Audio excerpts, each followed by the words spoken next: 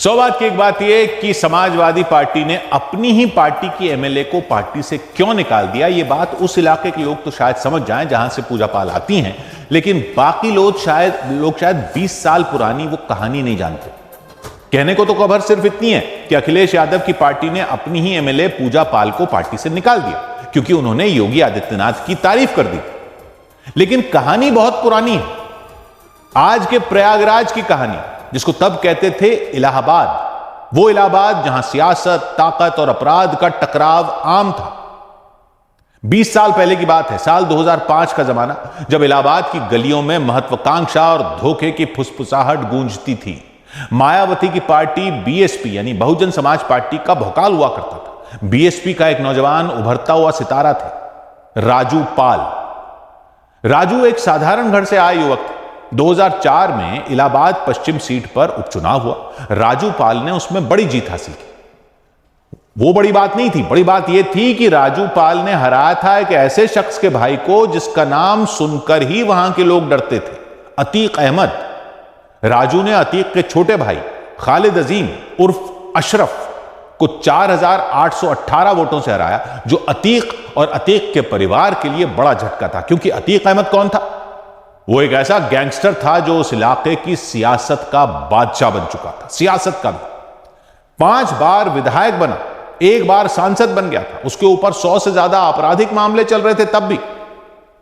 ऐसे वैसे मामले नहीं, कत्ल के आरोप थे, उगाही के मामले थे, अपहरण के आरोप थे। अतीक वो शख्स था जिसके बारे में वहां के लोग कहते थे कि वो मुश्किलों को हमेशा के लिए खामोश कर देता था। तो जब राजू ने अशरफ को हराया तो यह सिर्फ हार नहीं थी, अशरफ की हार नहीं थी, वो अतीक की पर्सनल बेइज्जती थी और अतीक बेइज्जती बर्दाश्त नहीं करता था। फिर कहानी में एंट्री हुई पूजा पाल की। पूजा एक गरीब परिवार की लड़की जो अपने पिता की मदद के लिए छोटी मोटी नौकरियां करती थी। कहते हैं अस्पताल में काम करते वक्त पूजा की मुलाकात राजू से हुई और कुछ ही दिनों में दोनों ने शादी करने का फैसला कर लिया। 16 जनवरी 2005 को, तारीख नोट करने की है, 16 जनवरी 2005 को उन्होंने सादगी से शादी की। मगर शादी के सिर्फ 9 दिन बाद, 16 जनवरी को शादी हुई, 25 जनवरी 2005 को राजू अपनी गाड़ी में स्वरूप रानी नेहरू अस्पताल से घर जा रहे थे जब धूमनगंज इलाके में उनके काफिले पर हमला कर दिया गया। अतीक के गुंडों ने दिन दहाड़े काफिले पर गोलियां बरसा दी। राजू और उनके 2 साथियों देवीदीन पाल और संदीप यादव तीनों को छलनी कर दी। राजू को 18 गोलियां लगी। एक दूसरी गाड़ी जिसमें रुखसाना, सैफ उर्फ सैफुल्ला और ओम प्रकाश पाल थे, उन पर भी हमला हुआ जिसमें वो जख्मी हो गए। संदेश साफ था कि अतीक को ललकारोगे तो जान से कीमत चुकानी पड़ेगी। 25 साल की उम्र में पूजा विधवा हो चुकी थी, टूट चुकी थी, लेकिन उन्होंने हार नहीं मानी। उन्होंने ठान लिया कि वो राजू के सपनों को जिंदा रखेंगी, इंसाफ की लड़ाई लड़ेंगी। बीएसपी ने उनकी हिम्मत देखी और मायावती ने राजू की खाली हुई सीट के लिए उपचुनाव में पूजा पाल को टिकट दे दी। लेकिन पूजा उस चुनाव में अशरफ से हार गई। फिर भी उन्होंने हिम्मत नहीं छोड़ी। 2007 के चुनाव हुए, वहां जीती। 2012 के चुनाव में उन्होंने इलाहाबाद पश्चिम सीट जीती और माफिया के खिलाफ एक मजबूत आवाज बनकर उभरी। लेकिन अतीक का साया हर कदम पर था। पूजा ने सरकारों पर इल्जाम लगाया कि वो अतीक को बचा रही हैं, उसे आजादी से घूमने दे दें। फिर 2019 में कहानी में आया नया मोड़। इलाहाबाद बन चुका था प्रयागराज। पूजा ने चौंका देने वाला कदम उठाया और समाजवादी पार्टी में शामिल हो गई, यानी उस पार्टी में जिसने कभी अतीक को सांसद बनाया था। उनके समर्थक भी सोच में पड़ गए कि पूजा अपने पति के कातिल के पुराने दोस्तों के साथ क्यों गई। लेकिन शायद यह सियासत का खेल था जहां जिंदा रहने के लिए गठजोड़ जरूरी था। 2022 में पूजा ने कौशांबी की चायल सीट जीती और अपनी हिम्मत फिर साबित की। मगर अतीक अब भी बाहर था, पूजा की जिंदगी पर एक काले साए की तरह। 2023 में कहानी में बड़ा ट्विस्ट आया। उत्तर प्रदेश के मुख्यमंत्री योगी आदित्यनाथ ने अपराध और माफिया के खिलाफ सख्ती बढ़ा दी।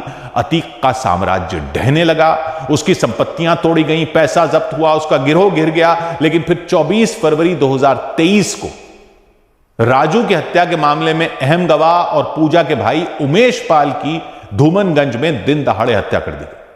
अतीक और अशरफ को इसका मास्टरमाइंड बताया गया, मगर उनका वक्त अब खत्म होने वाला था। 13 अप्रैल 2023 को अतीक का बेटा असद, जो उमेश की हत्या में वांटेड था, झांसी में पुलिस मुठभेड़ में मारा गया। 2 दिन बाद 15 अप्रैल को एक ऐसी घटना हुई जिसने सबको हिलाकर रख दिया। अतीक और अशरफ को मेडिकल जांच के लिए पुलिस ले जा रही थी जब 3 लोग, लवलेश तिवारी, मोहित उर्फ सनी और अरुण मौर्य, पत्रकार बनकर आए और पास से अतीक और अशरफ पर गोलियां बरसा दी। वो सीन तो सबने देखा। अतीक की पगड़ी उछल गई, गोलियों ने उसे और अशरफ को हमेशा के लिए खामोश कर दिया। हत्यारे वहीं पकड़े गए, लेकिन पूजा के लिए 20 साल का दर्द खत्म हुआ। 29 मार्च 2024 को लखनऊ की सीबीआई अदालत ने राजू पाल की हत्या के मामले में 7 लोग, रंजीत पाल, आबिद, फरहान अहमद, इसरार अहमद, जावेद, गुल हसन और अब्दुल कवी को कत्ल और साजिश के लिए दोषी ठहराया। 6 को उम्र कैद और फरहान को आर्म्स एक्ट के तहत 4 साल की सजा मिली। लेकिन कहानी यहीं खत्म नहीं हुई।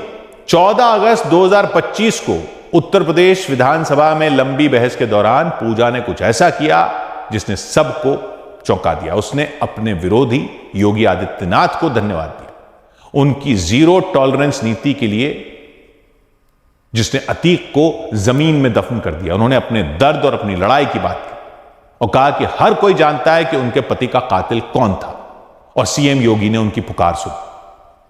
कुछ ही घंटों बाद पूजा पाल को पार्टी विरोधी गतिविधियों और अनुशासनहीनता के लिए निकाल दिया गया समाजवादी पार्टी से। और इस कहानी में अगला मोड़ जो भी हो, एक बात पक्की है, प्रयागराज की गलियों में मोहब्बत, अदावत और सियासत की यह कहानी सालों से चली आ रही है, सालों तक गूंजेगी।